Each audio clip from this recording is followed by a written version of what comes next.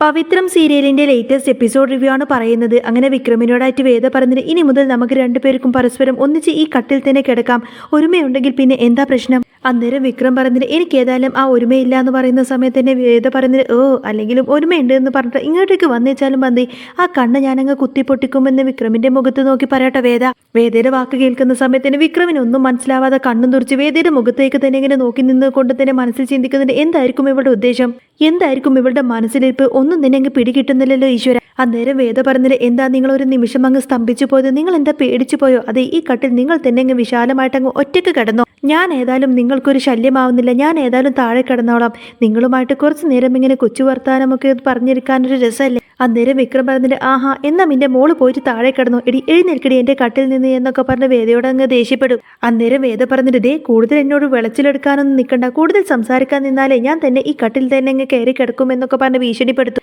നിങ്ങൾ എങ്ങാനും ഇവിടെ കയറി കിടന്ന നിങ്ങൾ ഞാൻ ഉരുട്ടി അങ്ങ് താഴേക്കിടും, എന്താ അത് വേണോ എന്നിങ്ങനെ വേദ ചോദിക്കുന്ന സമയത്തിന്റെ വിക്രമിന് എന്ത് പേടിയാവുന്നുണ്ട്. വിക്രം പറഞ്ഞിട്ട് നീ അതൊന്നും ചെയ്യാൻ മടിക്കില്ല എന്ന കാര്യം എനിക്കറിയാം. ഏതായാലും വിക്രമിന്റെ ആ ഒരു ദേഷ്യമെല്ലാം കാണുന്ന സമയത്തിന് വേദ പയ്യെ അവിടെ നിന്നും എഴുന്നേറ്റതിന് ശേഷം താഴെ പായ വിരിച്ചുകൊണ്ട് അവിടെ കിടക്കാൻ ഒരുങ്ങുന്നുണ്ട്. അന്നേരം വിക്രം ഒന്നും മിണ്ടാതെ വേദയെ തന്നെ ഇങ്ങനെ നോക്കി നിൽക്കുന്ന സമയത്തിന്റെ വേദ പറഞ്ഞിട്ട് അതെ നിങ്ങൾ ഏതായാലും എന്നെ ഇങ്ങനെ നോക്കിയിരിക്കൊന്നും വേണ്ട, നിങ്ങൾ കയറി കിടന്നോ, ഞാൻ ഏതായാലും നിങ്ങളുടെ കൂടെ കട്ടിൽ കയറി കിടക്കാനൊന്നും വരുന്നില്ല, ഞാൻ ഏതായാലും നിങ്ങളുടെ കൂടെ കിടക്കാൻ വരുന്നില്ലെന്നേ. അല്ല സത്യം പറ, നിങ്ങൾ ശരിക്കും ഒരു ഗുണ്ടയാണോ, ഒരു പെണ്ണിങ്ങനെയൊക്കെ സംസാരിക്കുമ്പോഴേക്കും നിങ്ങൾക്ക് പെണ്ണുങ്ങളെ ഇത്രമാത്രം പേടിയാ. അന്നേരം വിക്രം വേദിയുടെ മുഖത്തേക്ക് നോക്കി തന്നെ പറഞ്ഞിട്ട് പിന്നെ നിന്നെ പേടിയോ, എനിക്ക് ഏതായാലും ഒരു പെണ്ണുങ്ങളെയും പേടിയില്ല, എനിക്കാരെയും പേടിയില്ല എന്നൊക്കെ പറഞ്ഞു കൊണ്ട് തന്നെ വിക്രം ഏതായാലും കട്ടിൽ കിടന്നു കൊണ്ട് തന്നെ പൊതുച്ചു മൂടി അങ്ങ് കിടക്കുവാണ്. ആ സമയത്തിന് വേദ ഇങ്ങനെ ചിരിച്ചുകൊണ്ട് പറഞ്ഞിട്ട് പെൺവിഷയത്തിൽ ഏതായാലും നിങ്ങൾക്ക് അത്ര അങ്ങ് വശമില്ലെന്ന് തോന്നുന്നു. വേദയുടെ വാക്ക് കേൾക്കുന്ന സമയത്തിന് വിക്രത്തിന് അങ്ങ് ദേഷ്യം വന്നിട്ട് മുഖത്തു നിന്ന് പൊതുപ്പ് മാറ്റിക്കൊണ്ടതിന് വേദയോട് പറഞ്ഞിട്ട് അപ്പോൾ നീ റൂട്ട് മാറ്റി അങ്ങ് പിടിക്കുകയാണല്ലേ. അന്നേരം വേദ പറഞ്ഞിട്ട് എടോ വെട്ടുപോത്തി, താൻ ഒരു നിഷ്കളങ്കനായ ഗുണ്ടയാണ്, ഇയാൾ ഒരു പാവം ക്രൂരനാണ് എന്നിങ്ങനെ വേദ പറയുന്നത് കേട്ടുകൊണ്ടതിന് വിക്രം ഒന്നും മിണ്ടാതെ വേദത്തേനെ ഇങ്ങനെ നോക്കുക. അന്നേരം വേദ ചോദിക്കുന്നുണ്ട് എന്താ ഞാൻ പറഞ്ഞത് സത്യല്ലേ, നിങ്ങൾ ഈ പുറത്ത് കാണിക്കുന്നത് മസിലി പിടുത്തും അതുപോലെ ഈ ജാടയൊക്കെ തന്നെയുള്ളൂ, 10 പേര് ബലമായിട്ട് നിന്ന് അവരെയൊക്കെ നിങ്ങൾ തല്ലി തോൽപ്പിക്കുമെന്നൊക്കെ പറയുന്നുണ്ടല്ലോ, അതൊക്കെ ആരെ കൊണ്ടും പറ്റും. പക്ഷേ നിങ്ങളുടെ മനസ്സാണെങ്കിൽ ഒരു കുഞ്ഞു മനസ്സാ, എന്തെങ്കിലും കേട്ടാൽ പിന്നെ പെട്ടെന്ന് തന്നെ ദേഷ്യം വരും. അതുപോലെ തന്നെ നിങ്ങളുടെ മനസ്സാണെങ്കിൽ എന്തെങ്കിലും കേട്ടാൽ പെട്ടെന്ന് തന്നെ വേദനിക്കുകയും ചെയ്യും. എന്താ ഞാൻ പറഞ്ഞത് സത്യല്ലേ എന്നൊക്കെ ചോദിക്കാണ് വേദയുടെ വാക്ക് കേൾക്കുന്ന സമയത്തിന് വിക്രം ചോദിക്കുന്നുണ്ട് ഓഹോ അങ്ങനെയാണോ നിനക്ക് തോന്നിയത്, എന്നാ പിന്നെ നീ കേട്ടോ, എന്നാ പിന്നെ ഞാൻ അങ്ങനെയൊന്നും അല്ല, എന്റെ മുഖത്ത് നോക്കിയിട്ട് ഏതെങ്കിലും പെണ്ണൊരു അനാവശ്യം പറഞ്ഞാൽ ആ പെണ്ണിന്റെ മുഖം ഞാൻ അങ്ങ് അടിച്ചു പരത്തും. എന്താ അതിനുള്ള അടയാളം തന്നെയല്ലേ നിന്റെ കഴുത്തിൽ കിടക്കുന്ന ആ താലി എന്നിങ്ങനെ വിക്രം പറയുന്ന സമയത്തിന് വേദയുടെ മുഖം അങ്ങ് വല്ലാതാവുന്നുണ്ട്. പെട്ടെന്ന് വേദ അങ്ങ് ഇമോഷണൽ ആവുന്നുണ്ട് എന്ന് മാത്രമല്ല വേദ പറഞ്ഞിട്ട് അതെ അത് നിങ്ങൾ പറഞ്ഞത് ശരിയാ, നിങ്ങളൊരു പെണ്ണിനോട് എന്തു ചെയ്യാൻ മടിക്കില്ല, ആ പെണ്ണിന്റെ ജീവിതം വെച്ചാണ് നിങ്ങൾ കളിക്കുന്നത് എന്ന കാര്യം പോലും നിങ്ങൾ ഓർക്കില്ല, എനിക്ക് തന്നെ അനുഭവമുണ്ട് എന്നൊക്കെ പറഞ്ഞ് വേദ ഭയങ്കര സങ്കടപ്പെട്ട് ഇമോഷണലായി സംസാരിക്കുന്നത് കേട്ടുകൊണ്ട് തന്നെ വിക്രത്തിന്റെ മുഖം അങ്ങ് മങ്ങും. അന്നേരം വിക്രത്തിന്റെ വിഷമം കാണുന്ന സമയത്തിന് വേദ പറഞ്ഞിട്ട് സോറി ഞാൻ അങ്ങനെ ഉദ്ദേശിച്ച് പറഞ്ഞതല്ല. വിക്രം ഒന്നും മിണ്ടാതെ എന്നാ പിന്നെ നീ കിടന്നുറങ്ങിക്കോ എന്നൊക്കെ പറഞ്ഞ് വിക്രം അവിടെ കിടന്നിട്ട് അങ്ങോട്ടേക്ക് തിരിഞ്ഞു കിടക്കും. ആ സമയത്തിന് വേദ ഭയങ്കര സങ്കടപ്പെട്ടിങ്ങനെ ഇരിക്കുകയാണ്. വേദ വിഷമിച്ചിരിക്കുന്ന സമയത്തിന് വിക്രം പയ്യെ തിരിഞ്ഞു നോക്കുന്ന സമയത്തിന് വേദ സങ്കടപ്പെട്ടിരിക്കുന്നത് കാണുന്ന സമയത്തിന് വിക്രത്തിന് വല്ലാത്ത സങ്കടം തോന്നും. എന്നിട്ട് മനസ്സിലിങ്ങനെ ചിന്തിക്കുന്നൊരു ഇവളോട് ഞാൻ അങ്ങനെയൊന്നും പറയണ്ടായിരുന്നു എന്നൊക്കെ ചിന്തിച്ചുകൊണ്ട് തന്നെ വേദയോട് പറഞ്ഞിട്ട് അതെ ഞാൻ ഇന്നൊരു ചുമ്മാ തമാശ പറഞ്ഞതാ, ഒന്ന് കിടന്നുറങ്ങാൻ നോക്കടി വേദാളം എന്നൊക്കെ പറഞ്ഞ് വേദയെ നോക്കിയിട്ട് ഒരു കള്ളച്ചിരി ചിരിക്കുന്നുണ്ട്.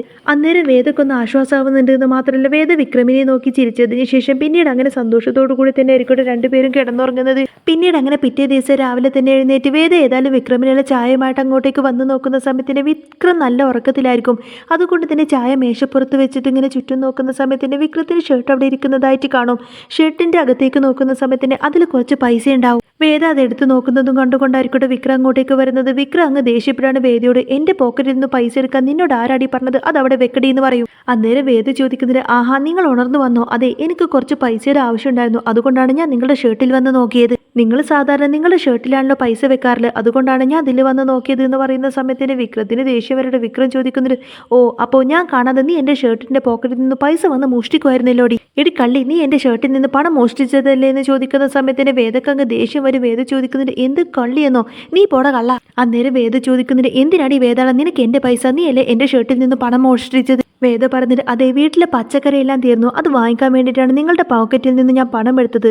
നിങ്ങൾക്ക് ഏതായാലും അങ്ങനെയുള്ള കാര്യങ്ങളൊന്നും അറിയണ്ടല്ലോ. അന്നേരം വിക്രം ഒന്നും മിണ്ടാതെ നിൽക്കുന്ന സമയത്തിന് വേദ ഏതായാലും പോക്കറ്റിൽ നിന്ന് ഒരു 100 രൂപ എടുക്കും. 100 രൂപ ഞാൻ എടുത്തിട്ടുണ്ട്, ഇതേതായാലും ഞാൻ അമ്മയുടെ കയ്യിൽ കൊടുക്കാവേ എന്നൊക്കെ പറഞ്ഞുകൊണ്ട് തന്നെ വേദ പണം എടുത്തിട്ട് അവിടെ നിന്ന് പോകും. പിന്നീട് കാണിക്കുന്നത് ശങ്കരനാരായണന്റെ വീടായിരിക്കും. ശ്രീകാന്തും വർഷ ഇങ്ങനെ സംസാരിച്ചുകൊണ്ടിരിക്കുകയാണ്. ശ്രീകാന്ത് വർഷയോട് പറഞ്ഞത് ആ വിക്രത്തിനെ വേദയും ഇങ്ങോട്ടേക്ക് തിരിച്ചു വിളിച്ചു കൊണ്ടുവരണമെന്നാണ് മുത്തശ്ശിയുടെ വാശി. അല്ല താൻ എന്തു പറയുന്നു വർഷ എന്ന് ചോദിക്കുന്ന സമയത്തിന് വർഷ പറഞ്ഞത് ഓ അവരുടെ കാര്യത്തിൽ എനിക്ക് ഒട്ടും തന്നെ താല്പര്യമില്ല ശ്രീയേട്ടാ. അവൾ വേണമെങ്കിൽ ഇങ്ങോട്ടേക്ക് വന്നോട്ടെ, അവൾ നമ്മളുടെ കുട്ടിയല്ലേ. പക്ഷെ ആ ഗുണ്ട അവൻ എന്നെ എന്തിനാ ഇങ്ങോട്ടേക്ക് വരുന്നത്? അവനെ കാണുന്നത് പോലും എനിക്ക് ഇഷ്ടമല്ല. അന്നേരം ശ്രീകാന്ത് പറഞ്ഞിട്ട് അല്ലെങ്കിലും ആർക്കാണ് അവനെ ഇഷ്ടമുള്ളത്? ഇവിടെ മുത്തശ്ശിക്ക് മാത്രമേ അവനെ കണ്ണിൽ പിടിക്കുള്ളൂ. ഞങ്ങൾക്ക് ആർക്കും തന്നെ അവനെ ഇഷ്ടമല്ല. അവൾ ഇങ്ങോട്ടേക്ക് വരുന്നതിലോ എൻ്റെ കുഞ്ഞിനെ കാണുന്നതിലോ എനിക്ക് യാതൊരു കുഴപ്പമില്ല. അവൻ ഇങ്ങോട്ടേക്ക് വരുന്നത് എനിക്ക് ഒട്ടും ഇഷ്ടമല്ല എന്നൊക്കെ പറഞ്ഞുകൊണ്ട് നിൽക്കുമായിരിക്കും ശ്രീകാന്ത്. പിന്നീട് കാണിക്കുന്നത് പത്മത്തിനെ ആയിരിക്കും. പത്മം രാവിലെ തന്നെ എഴുന്നേറ്റ് ശങ്കരനാരായണന്റെ ചായയുമായിട്ട് അങ്ങോട്ടേക്ക് ബെഡ്റൂമിലേക്ക് വന്നതിന് ശേഷം വിളിച്ചു നോക്കുന്ന സമയത്ത് തന്നെ ശങ്കരനാരായണൻ എഴുന്നേൽക്കുന്നില്ല. എത്ര വിളിച്ചിട്ടും എഴുന്നേൽക്കാത്തത് കൊണ്ട് തന്നെ പത്മത്തിന് അങ്ങ് വല്ലാതാവുന്നുണ്ടെന്ന് മാത്രമല്ല പെട്ടെന്ന് തന്നെ ശ്രീകാന്തിനെ വിളിക്കുന്നുണ്ട്. ശ്രീകാന്ത് ഇതേ ഓടിവായോ, അച്ഛൻ എത്ര വിളിച്ചിട്ടും എഴുന്നേൽക്കുന്നില്ല എന്നൊക്കെ പറയുന്നത് കേൾക്കുന്ന സമയത്തിന് ശ്രീകാന്ത് അങ്ങോട്ടേക്ക് ഓടിയെത്തും. പത്മത്തിന്റെ നിലവിളി കേട്ടുകൊണ്ട് തന്നെ എല്ലാവരും അങ്ങോട്ടേക്ക് ശങ്കരനാരായണന്റെ അടുത്തേക്ക് ഓടി വരുന്നുണ്ട്. ശ്രീകാന്ത് ദീപ്തിയും എല്ലാവരും അങ്ങോട്ടേക്ക് ഓടി വരുന്ന സമയത്തിന് പത്മം പറഞ്ഞിട്ട് എടാ അച്ഛനെ വിളിച്ചിട്ട് ഉണരുന്നില്ല, എന്താ പറ്റിയതെന്നറിയില്ല, എത്ര വിളിച്ചിട്ടും ഉണരുന്നില്ല. എടാ നീ ഒന്ന് വിളിക്ക് ശ്രീകാന്ത്, ദീപ്തി മോളെ ഒന്ന് അച്ഛനെ വിളിക്കുമെന്ന് പറയുന്ന സമയത്തിന് അവരൊക്കെ ഇങ്ങനെ അച്ഛനെ തട്ടി വിളിക്കുന്നുണ്ടെങ്കിലും ബോധം പോയിക്കൊണ്ട് തന്നെ ഒട്ടും ബോധമില്ലാതെ അവിടെ ഇങ്ങനെ കിടക്കുമായിരിക്കട്ടെ ശങ്കരനാരായണൻ. മുത്തശ്ശിക്ക് ഈ ഒരു കിടപ്പ് കാണുന്ന സമയത്തിന് വല്ലാത്ത സങ്കടം തോന്നും. എന്നിട്ട് ഓക്സിജൻ കൊടുക്കാൻ വേണ്ടിയിട്ട് നെഞ്ചൊക്കെ ഇങ്ങനെ അമർത്തി കൊടുക്കുന്നുണ്ടെങ്കിലും യാതൊരു മാറ്റവുമില്ല. ശ്രീകാന്ത് പറഞ്ഞിട്ട് നമുക്ക് ഉടനെ തന്നെ ഹോസ്പിറ്റലിലേക്ക് കൊണ്ടുപോകാമെന്നൊക്കെ പറയും. ശ്രീകാന്ത് എന്നാലും ശങ്കരനാരായണനെ പൊക്കി എടുത്തുകൊണ്ട് തന്നെ ഹോസ്പിറ്റലിലേക്ക് കൊണ്ടുപോകുന്നുണ്ട്. എന്നാൽ ഈ സമയത്തിന് മുത്തശ്ശി ദീപ്തിയോട് പറഞ്ഞിട്ട് മോളെ നീ ഈ കാര്യം ഇപ്പം തന്നെ വേദയെ വിളിച്ചിട്ട് പറയണം. ശങ്കരനാരായണന് വയ്യാത്ത കാര്യം നീ ഇപ്പം തന്നെ വേദമോളെ വിളിച്ച് അറിയിക്കണമെന്നൊക്കെ പറയും. അങ്ങനെ ശരി മുത്തശ്ശി എന്നൊക്കെ പറഞ്ഞുകൊണ്ട് തന്നെ ദീപ്തി വേഗം കരഞ്ഞുകൊണ്ട് വേദയെ വിളിച്ചിട്ട് ഈ ഒരു കാര്യം അറിയിക്കും. ദീപ്തി പറഞ്ഞിട്ട് അത് പിന്നെ ചേച്ചി അച്ഛനെ അച്ഛനെ എന്ന് പറയുമ്പോഴേക്കും വേദ ചോദിക്കുന്നത് എന്താ മോളെ അച്ഛൻ എന്താ പറ്റിയതെന്ന് ചോദിക്കുന്ന സമയത്തിന് ദീപ്തി പറഞ്ഞത് അത് പിന്നെ രാവിലെ എഴുന്നേറ്റ് നോക്കുന്ന സമയത്തിന് അച്ഛനെ വിളിച്ചിട്ട് അച്ഛൻ ഉണരുന്നില്ല, എന്താണെന്നൊന്നും അറിയില്ല ചേച്ചി, ചേച്ചി പെട്ടെന്ന് തന്നെ അച്ഛനെ കാണാൻ വായോ എന്നൊക്കെ പറഞ്ഞുകൊണ്ടായിരിക്കട്ടെ ദീപ്തി വിളിക്കുന്നത്. അച്ഛനെ ഹോസ്പിറ്റലിലേക്ക് കൊണ്ടുപോയോ എന്ന് വേദ ചോദിക്കുന്ന സമയത്തിന് ദീപ്തി പറഞ്ഞിട്ട് ഇല്ല ചേച്ചി ഇതേ കൊണ്ടുപോവാണ്. അതിനു മുൻപേ തന്നെ മുത്തശ്ശി പറഞ്ഞു ചേച്ചിയെ വിളിച്ചിട്ട് കാര്യം അറിയിക്കാൻ. ചേച്ചി ഏതായാലും പെട്ടെന്ന് തന്നെ വരണേ ചേച്ചി എന്നൊക്കെ പറഞ്ഞുകൊണ്ടായിരിക്കട്ടെ ദീപ്തി ഫോൺ കട്ട് ചെയ്യുന്നത്. എന്നാൽ ഫോൺ കട്ടാക്കിയതിന് ശേഷം വേദ വല്ലാതെ അങ്ങ് തെറ്റിദ്ധരിക്കാണ്. വേദ ഇങ്ങനെ മനസ്സിൽ ചിന്തിക്കുന്നുണ്ട് ഇനി ഒരു പക്ഷേ എന്നെ അങ്ങോട്ടേക്ക് വരുത്തിപ്പിക്കാൻ വേണ്ടിയിട്ട് അച്ഛനും ശ്രീയേട്ടനും നടത്തിയിരിക്കുന്ന തട്ടിപ്പ് നാടകം വല്ലതും ആയിരിക്കും ഇത്. വേദ വിഷമത്തോടു കൂടെ തന്നെ അച്ഛൻ്റെ കാര്യം ആലോചിച്ച് നിൽക്കുന്നതും കണ്ടുകൊണ്ട് തന്നെ കമലമ്മ വന്ന് ചോദിക്കുന്നുണ്ട് മോൾ എന്ത് ആലോചിച്ച് നിൽക്കുവാണെന്ന് ചോദിക്കും. ആ സമയത്തിന് വേദ പറയുന്നുണ്ട് എന്നെ ഇപ്പോൾ ദീപ്തി വിളിച്ചിരുന്നു അമ്മേ, എൻ്റെ അച്ഛന് ഒട്ടും സുഖമില്ല എന്ന് പറയുന്ന സമയത്തിന് കമലമ്മ ചോദിക്കുന്നുണ്ട് അയ്യോ മോളുടെ അച്ഛൻ എന്താ പറ്റിയത്? ഇതേ സമയത്തായിരിക്കട്ടെ വിക്രം ചായ കുടിക്കാൻ വേണ്ടിയിട്ട് അടുക്കളയിലേക്ക് വരുന്നത്. അപ്പോഴെന്നെ കമലമ്മ അങ്ങനെ വിക്രത്തിനോട് പറഞ്ഞിട്ട് മോനെ ഇതേ നീ കേട്ടില്ലേ, വേദയുടെ അച്ഛന് സുഖമില്ലെന്ന്, ഹോസ്പിറ്റലിലേക്ക് കൊണ്ടുപോയിരിക്കുകയാണെന്ന്. വേദമോളോട് ദേ ഇപ്പം തന്നെ അങ്ങോട്ടേക്ക് പോവാൻ പറഞ്ഞിരിക്കുവാണ് എന്നിങ്ങനെ കമലമ്മ പറയുന്ന സമയത്തിന് വിക്രം വേദയെ നോക്കിയിട്ട് പറയും ഓ ഇതിപ്പോൾ അവരുടെ പുതിയ നാടകമായിരിക്കും, എന്നെ ഇല്ലാതാക്കാൻ വേണ്ടിയിട്ട് ഇവളുടെ അച്ഛനും ചേട്ടനും ചേർന്ന് നടത്തുന്ന പുതിയ നാടകമായിരിക്കും ഇത് എന്നൊക്കെ പറഞ്ഞ് അവരെങ്ങനെ കുറ്റപ്പെടുത്തി സംസാരിക്കുകയാണ് വിക്രം.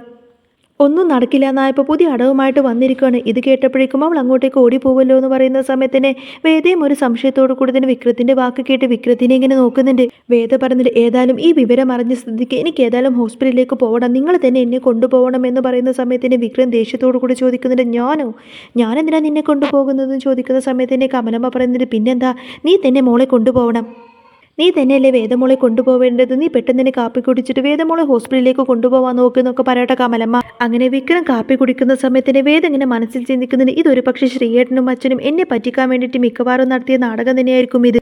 ഏതായാലും ദീപ്തി വിളിച്ചിട്ട് ഈ ഒരു കാര്യം പറഞ്ഞത് കൊണ്ട് തന്നെ ഹോസ്പിറ്റൽ വരെ ഒന്ന് പോയി നോക്കാം. അവിടെ ചെന്നിട്ട് അച്ഛനോട് തന്നെ നേരിട്ട് ചോദിക്കണം, എന്നെയും വിക്രമിനെയും പിരിക്കാൻ വേണ്ടിയിട്ട് അച്ഛൻ എന്തിനാ ഇങ്ങനെ നാടകം കളിക്കുന്നത് എന്ന കാര്യം അച്ഛനോട് തന്നെ നേരിട്ട് ചോദിക്കണം എന്നൊക്കെ ചിന്തിച്ചുകൊണ്ട് തന്നെ അങ്ങോട്ടേക്ക് പോവാൻ നിൽക്കുന്ന വേദയെ കാണിച്ചുകൊണ്ടാണ് കേട്ടോ എപ്പിസോഡ് പൂർണ്ണമാവുന്നത്. അപ്പോൾ നിങ്ങൾക്ക് ഈ ഒരു ചാനൽ ഇഷ്ടമായി എന്നുണ്ടെങ്കിൽ എന്നും ഇതേപോലത്തെ റിവ്യൂസൊക്കെ കേൾക്കാൻ താല്പര്യമുണ്ടെങ്കിൽ തീർച്ചയായിട്ടും നിങ്ങൾ എൻ്റെ ചാനൽ സബ്സ്ക്രൈബ് ചെയ്ത് സപ്പോർട്ട് ചെയ്യാൻ മറക്കല്ലേ.